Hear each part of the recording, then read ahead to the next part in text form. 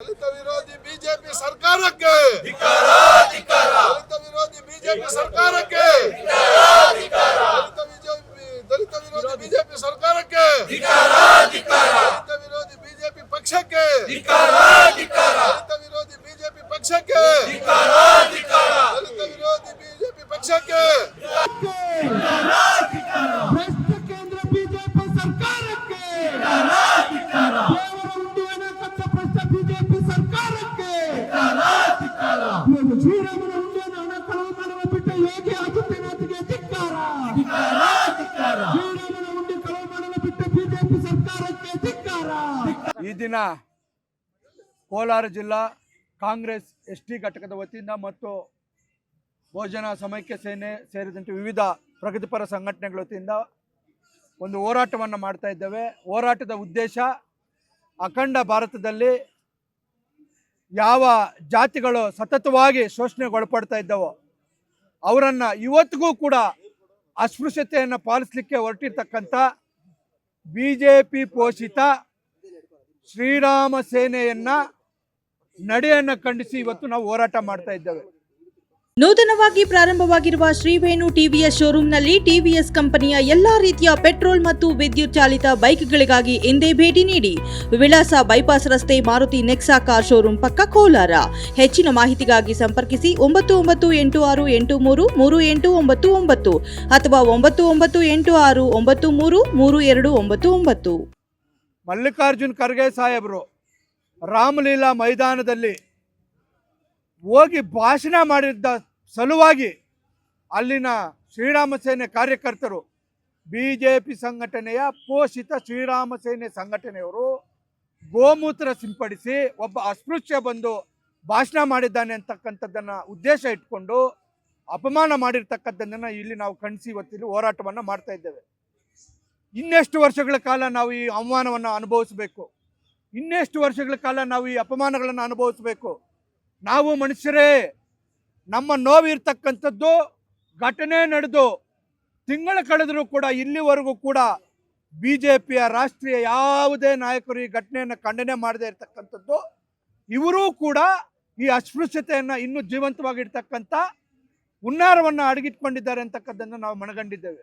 ನಾವು ಇವತ್ತು ಜಿಲ್ಲಾಧಿಕಾರಿಗಳ ಮುಖಾಂತರ ಮಾನ್ಯ ಮೋದಿ ಅವರಿಗೆ ಮನವಿ ಕೊಡ್ತಾ ಇದ್ದೇವೆ.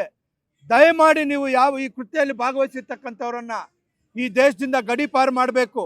ನೀವು ದೇಶದಿಂದ ಅವರನ್ನು ಗಡೀಪಾರು ಮಾಡಲಿಲ್ಲ ಅಂದರೆ BJP ಕೂಡ ಅಸ್ಪೃಶ್ಯತೆಯನ್ನು ಪಾಲನೆ ಮಾಡ್ತಾ ಇದೆ ಅಂತಕ್ಕಂಥದ್ದನ್ನು ನಾವು ಮನಗಾಣ್ತೇವೆ. ಎರಡನೇ ವಿಚಾರವಾಗಿ ಇವತ್ತು ರಾಜ್ಯದಲ್ಲಿ ಶ್ರೀ ನರೇಂದ್ರ ಅಣ್ಣವರ ಮಂತ್ರಿಗಳಾಗಿರ್ತಕ್ಕಂಥ ನಾಗೇಂದ್ರಣ್ಣವರ ರಾಜೀನಾಮೆಯನ್ನು ಕೇಳ್ತಾ ಇದ್ದಾರೆ.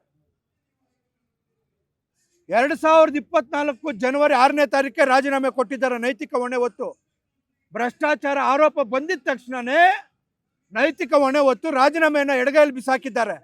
ಯಾರು ಬಲವಂತ ಮಾಡ್ದೇನೆ ಕೊಟ್ಟಿದ್ದು ರಾಜೀನಾಮೆ.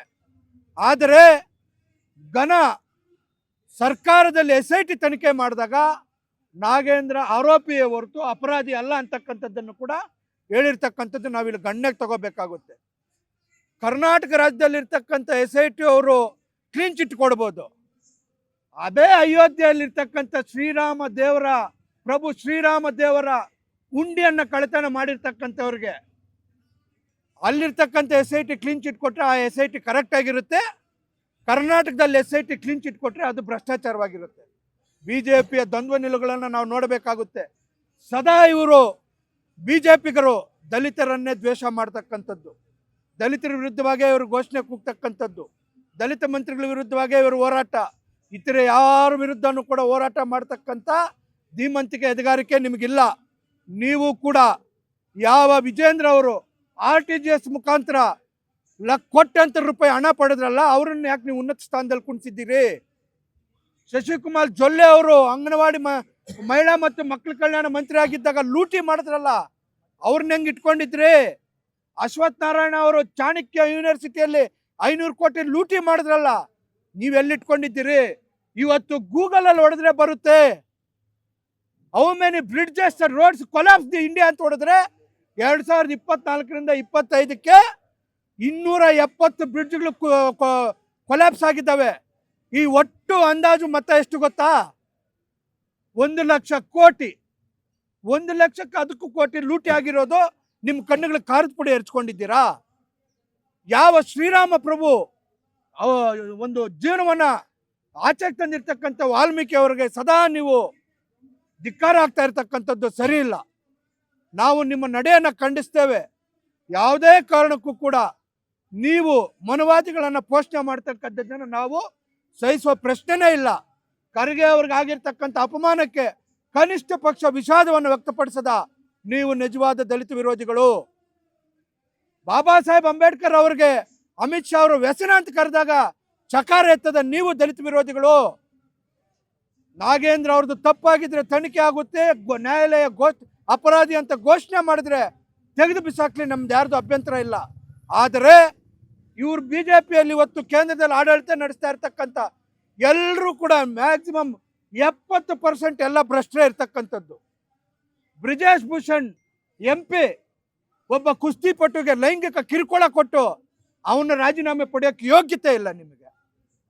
ಬ್ರಿಜೇಶ್ ಭೂಷಣ್ ರಾಜೀನಾಮೆ ಪಡ್ಕೊಳ್ಳೋಕೆ ಯೋಗ್ಯತೆ ಇಲ್ಲ. ನೀವು ರಾಜೀನಾಮೆಗಳನ್ನ ಮಾಡ್ತಾ ಇರ್ತಕ್ಕಂಥ ನೈತಿಕತೆ ಇದೆಯಾ? ಹಾಗಾಗಿ ನಾವು ಹೇಳ್ತಾ ಇದ್ದೇವೆ, ಯಾವುದೇ ಕಾರಣಕ್ಕೂ ಕೂಡ ನಿಮ್ಮ ಆಟ ಸಾಗೋದಿಲ್ಲ. ನಾವು ಎಚ್ಚರವಾಗಿದ್ದೇವೆ ದಲಿತರು.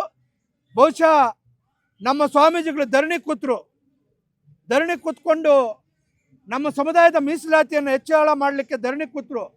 365 ದಿನಗಳ ಕಾಲ ಸ್ವಾಮೀಜಿಯನ್ನು ಬೀದಿಯಲ್ಲಿ ನಿಲ್ಲಿಸಿರ್ತಕ್ಕಂಥ ಕೀರ್ತಿ ಸನ್ಮಾನ್ಯ BJP ಅವರಿಗೆ ಸಲ್ತಕ್ಕಂಥದ್ದು.